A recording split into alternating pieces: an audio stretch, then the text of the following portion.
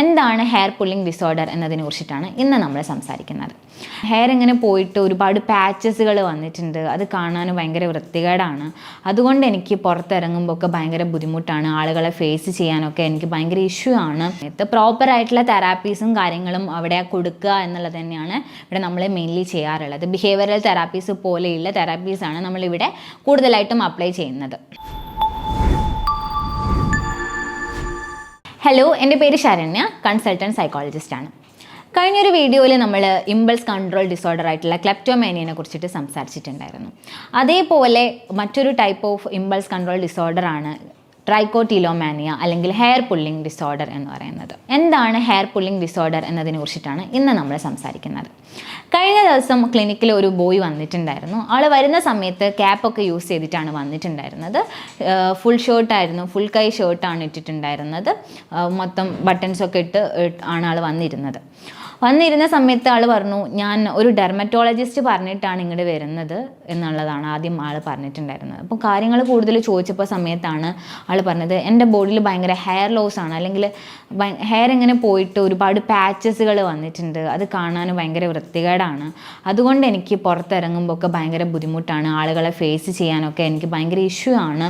എനിക്കിപ്പം പണ്ടത്തെ പോലെ ഇറങ്ങി നടക്കാനോ ഒന്നിനും പറ്റുന്നില്ല എന്നൊക്കെയാണ് ആൾ പറഞ്ഞിട്ടുണ്ടായിരുന്നത്. അങ്ങനെ കൂടുതൽ സംസാരിച്ച സമയത്താണ് ഇങ്ങനെ ഹെയർ ലോസ് വരുന്ന സമയത്ത് ഞാനൊരു ഡെർമറ്റോളജിസ്റ്റിനെ സമീപിച്ചു. അവിടുന്ന് ഇങ്ങനെ എനിക്ക് മരുന്നൊക്കെ തന്നു. പക്ഷേ പിന്നീടാണ് ഡോക്ടർ എൻ്റെ അടുത്ത് പറഞ്ഞത്, നിങ്ങളൊരു സൈക്കോളജിസ്റ്റിനെയാണ് കാണേണ്ടത് എന്നുള്ള രീതിയിലാണ് എന്നെ ഇങ്ങനെ റെഫർ ചെയ്തിട്ടാണ് ഞാൻ വന്നത് എന്നാണ് ആൾ പറഞ്ഞിട്ടുണ്ടായിരുന്നത്.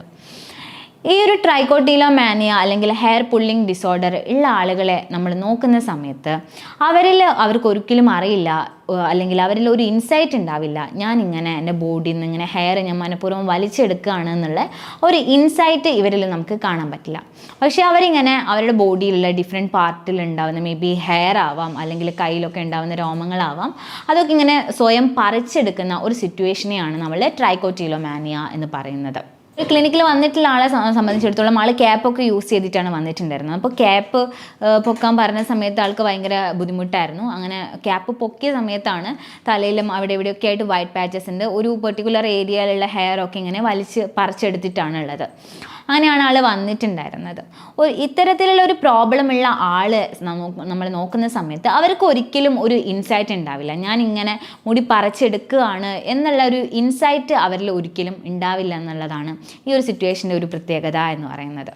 പലപ്പോഴും ഇങ്ങനെയുള്ള സിറ്റുവേഷൻസ് വരുന്ന സമയത്ത് ആഫ്റ്റർ ഇങ്ങനെ ഹെയർ പുള്ളിങ് നടത്തിയതിന് ശേഷം ഇങ്ങനെ വൈറ്റ് പാച്ചസ് ഒക്കെ വരുമ്പം അതൊരു ഹെയർ ലോസ് ആണ്, നോർമൽ ഹെയർ ലോസ് ആണ് എന്നുള്ള രീതിയിൽ നമ്മൾ മേ ബി ഒരു ഫസ്റ്റ് തന്നെ പോകുന്നത് ഒരു ഡെർമറ്റോളജിസ്റ്റിൻ്റെ അടുത്തേക്കായിരിക്കാം. പലപ്പോഴും ഇത്തരത്തിലുള്ള കേസുകൾ നമ്മൾ ക്ലിനിക്കിലോട്ട് എത്തുന്നതും ഡെർമറ്റോളജിസ്റ്റ് ആണ് നിങ്ങളുടെ ക്ലിനിക്കിലോട്ട് റെഫർ ചെയ്യാറുള്ളത്. സോ ട്രൈക്കോട്ടിലോമാനിയ എന്ന് പറയുന്നത് അല്ലെങ്കിൽ ഹെയർ പുള്ളിങ് എന്ന് പറയുന്നത് മെയിൻലി രണ്ട് ടൈപ്പായിട്ടാണ് നമ്മൾ പറയുന്നത്.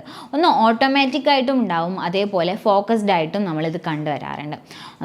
ഓട്ടോമാറ്റിക് എന്ന് പറയുമ്പോൾ കുട്ടികളിലാണ് ഇത് നമ്മൾ കൂടുതലായിട്ട് കാണുക. കുട്ടികളെ സംബന്ധിച്ചിടത്തോളം അവരുടെ കയ്യിലൊക്കെ ഉണ്ടാകുന്ന ഹെയർ എന്ന് പറയുന്നത് ഇങ്ങനെ മേ ബി ഇങ്ങനെ ചുരുട്ടി വലിച്ചെടുക്കുക എന്നുള്ള രീതിയിലൊക്കെ ആയിരിക്കും മേ ബി അവർ ചെയ്യുന്നുണ്ടാവുക. അതേപോലെ ഇങ്ങനെ വലിച്ചെടുക്കുന്ന ഹെയർ മേ ബി കുട്ടികളൊക്കെ കഴിക്കുന്നതായിട്ട് അങ്ങനെ ഈറ്റ് ചെയ്യുന്നതായിട്ടൊക്കെ നമ്മൾ കാണാറുണ്ട്.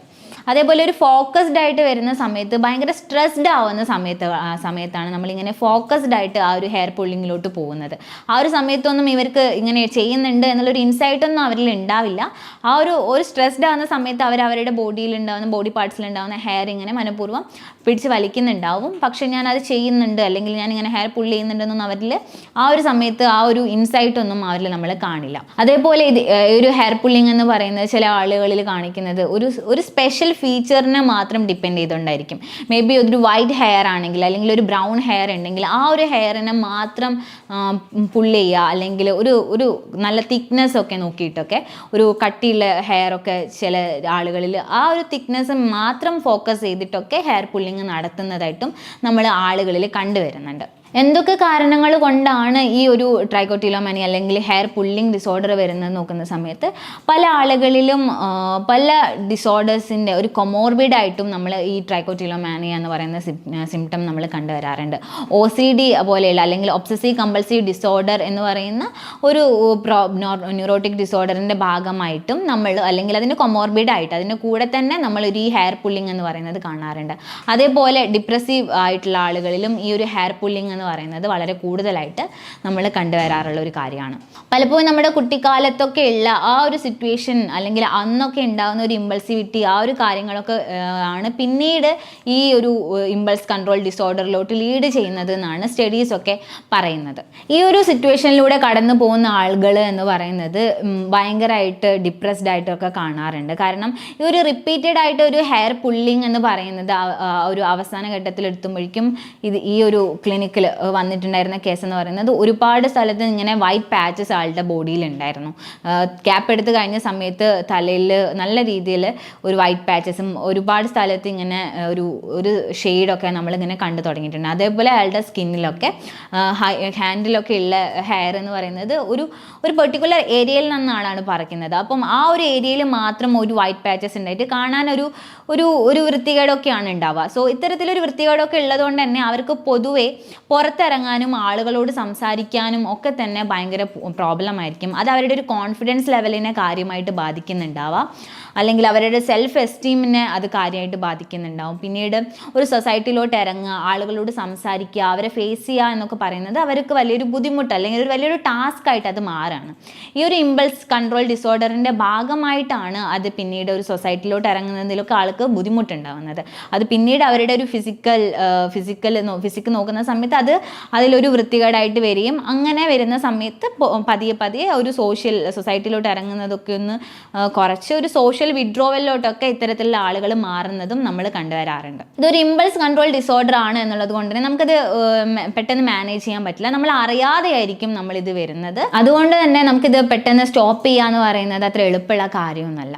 പലപ്പോഴും നമ്മൾ നോക്കുന്ന സമയത്ത് ഇത്തരത്തിലുള്ള ആളുകൾ ബോഡി ഷേമിങ്ങിനൊക്കെ ഇരയാവുന്നതായിട്ട് നമ്മൾ ഒരുപാട് കണ്ടിട്ടുണ്ട്.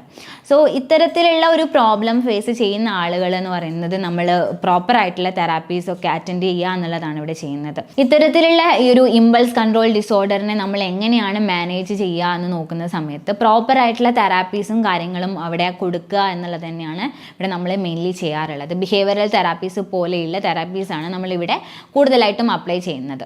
ഹാബിറ്റ് ബിഹേവിയർ ട്രെയിനിങ് അല്ലെങ്കിൽ റിലാക്സേഷൻസ് പ്രൊവൈഡ് ചെയ്യുക, അല്ലെങ്കിൽ JPMR പോലെയുള്ള റിലാക്സേഷൻ തെറാപ്പീസ് കൊടുക്കുക. അതേപോലെ CBT അല്ലെങ്കിൽ കോഗ്നിറ്റീവ് ബിഹേവിയർ തെറാപ്പീസ് ഒക്കെയാണ് നമ്മൾ ഇത്തരത്തിലുള്ള ആളുകളിൽ മെയിൻലി കൊടുക്കുന്ന ഒരു തെറാപ്യൂട്ടിക് ടെക്നിക്ക് എന്ന് പറയുന്നത്. സോ ഇത്തരത്തിലുള്ള തെറാപ്യൂട്ടിക് ടെക്നിക്കിനെ ഉപയോഗിച്ചിട്ടാണ് നമ്മൾ ഈ ഒരു ഇമ്പൾസ് കൺട്രോൾ ഡിസോർഡറിനെ നമ്മൾ മാനേജ് ചെയ്യുന്നത്. സോ ഇത്തരത്തിലുള്ള പ്രോബ്ലംസ്, ഈ ഒരു ഹെയർ പുള്ളിങ് ഡിസോർഡർ നമ്മൾക്കോ നമ്മളുടെ ചുറ്റിലോ ആർക്കെങ്കിലും ഉണ്ടെങ്കിൽ അതൊരു പ്രോബ്ലമാണ്, അതൊരു ഇമ്പൾസ് കൺട്രോൾ ഡിസോർഡർ ആണ് എന്നുള്ളത് ഐഡൻറ്റിഫൈ ചെയ്യാൻ പലപ്പോഴും നമ്മൾ മറക്കാറുണ്ട്. അല്ലെങ്കിൽ ഇങ്ങനെ ഒരു ഹെയർ ലോസ് വരുമ്പോൾ നമ്മൾ ഫസ്റ്റ് പോകുന്നത് ഒരു ഡെർമറ്റോളജിസ്റ്റിൻ്റെ അടുത്തായിരിക്കും. നമ്മൾ ഹെയർ ലോസ് എന്ന് പറയുമ്പോൾ അതിനുള്ള ഒരു ട്രീറ്റ്മെൻറ്റ് ആയിരിക്കും അവർ ആദ്യം തരുന്നത്. പിന്നീടുള്ള ഒരു സ്റ്റേജിലോട്ടാണ് ഇവർക്ക് അത് ഐഡൻറ്റിഫൈ ചെയ്യാൻ പറ്റുന്നത്. ഇത് ഒരു ഹെയർ ലോസ് അല്ല, അതൊരു ഇമ്പൾസ് കൺട്രോൾ ഡിസോർഡർ ആണെന്ന് ഡോക്ടേഴ്സ് മറ്റൊരു സ്റ്റേജിലോട്ട് എത്തുമ്പോഴായിരിക്കും അവരും ഇത് ഐഡൻറ്റിഫൈ ചെയ്യുന്നത്. സോ ഇത്തരത്തിലുള്ള പ്രോബ്ലംസ് നമുക്ക് ചുറ്റുള്ള ആളുകൾ ഫേസ് ചെയ്യുന്നുണ്ടെങ്കിൽ ഉടനെ ഒരു പ്രോപ്പർ ആയിട്ടുള്ള തെറാപ്പീസ് അറ്റൻഡ് ചെയ്യേണ്ടത് അനിവാര്യമാണ്. സോ എന്നാൽ മാത്രമേ നമുക്ക് ഈ ഒരു ഇമ്പൾസ് കൺട്രോൾ ഡിസോർഡറിനെ നമുക്ക് മാനേജ് ചെയ്യാൻ പറ്റുന്നുള്ളൂ. സോ മറ്റൊരു വീഡിയോ ആയിട്ട് വീണ്ടും കാണാം. Thank you.